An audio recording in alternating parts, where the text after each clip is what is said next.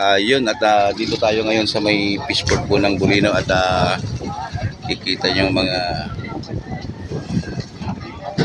barko na dumating. Ayan, nagtutulungan sila na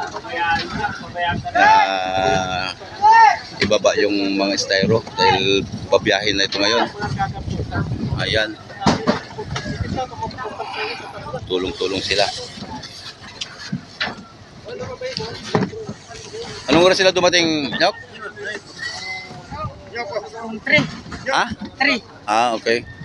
Yan ang kwan nila. Taga-asikaso ng bangka pag galing laot. Sabay diskarte yun, oh. May nahingi tayo. Humingi tayo ng isda nila. Ayan, oh. Diyan na lang sa loob siguro, Nyok. Wala. Naiwan ko yung plastic ko.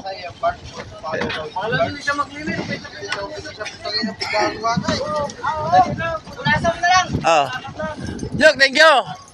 Ayan o. Nakikadya ko dito. Ayan o. Thank you. Shout out.